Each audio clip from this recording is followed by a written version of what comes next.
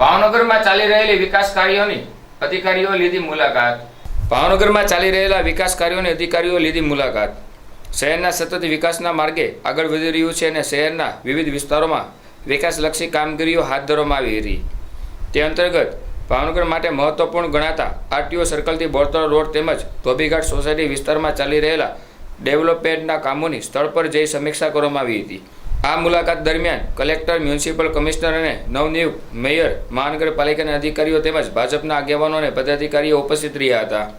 અધિકારીઓ ચાલી રહેલા વિકાસ કાર્યોનું નિરીક્ષણ કરી કામગીરીની ગુણવત્તા, પ્રગતિ અને સમય મર્યાદા અંગે માહિતી મેળવી હતી। સ્થળ મુલાકાત દરમિયાન અધિકારીઓએ સંબંધિત વિભાગમાં કર્મચારીઓને જરૂરી સૂચનાઓ પણ આપી હતી અને વિકાસ કાર્યો માટે ઝડપથી તેમજ ગુણવત્તાપૂર્વક પૂર્ણ થાય તે માટે ભાર મૂક્યો હતો। શહેરના ઇન્ફ્રાસ્ટ્રક્ચર અને સુવિધાઓમાં વધારો થાય તે માટે મહાનગરપાલિકા અને જિલ્લા તંત્ર દ્વારા સતત પ્રયાસો કરવામાં આવી રહ્યા હોવાનું અધિકારીઓએ જણાવ્યું હતું।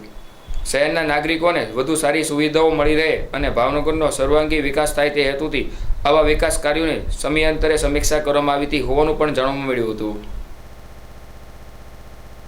આજે અમારા મેયરશ્રીની અધ્યક્ષતામાં સાથે કમિશનરશ્રી, ડેપ્યુટી મેયર, નેતાશ્રી અમે ભાવનગરના વિકાસ કાર્યની અંદર જે અત્યારે ગઢેથી વડલાથી કંસારાનો વિકાસ થઈ રહ્યો છે એની એક વિઝિટ લીધી છે, સ્થળ મુલાકાત લીધી છે। ત્યારબાદ આપણે જે નવો બ્રિજ બન્યો છે, બ્રિજની નીચે અમે એક કડિયા નાખું, જ્યાં હજારોની સંખ્યામાં સવારમાં કડિયા કામ કરતા મજૂરો રહેતા હોય છે, એની જગ્યા માટે એક વ્યવસ્થિત જગ્યાનો ઉપયોગ કરી એમને બેસવા માટે, એમની ટોયલેટ વ્યવસ્થા માટે એક સુંદર આયોજન છે એ બનીને તૈયાર થઈ રહ્યું છે, એની વિઝિટ કરી છે। ત્યારબાદ બ્રિજને નીચેના પોર્શનને એનો સદુપયોગ કરવા માટે અને એક વિકાસ મોડલ તરીકે નીચે અમે એક ગેમ ઝોન, એને ક્રિકેટ બોક્સ સાથે પિનર બોલનું અને અલગ અલગ વેરાયટીથી ડિઝાઇન બનાવેલું કાપે ને એવું બનાવવા જઈ રહ્યા છીએ, એની પણ એક સ્થળ મુલાકાત કરી છે।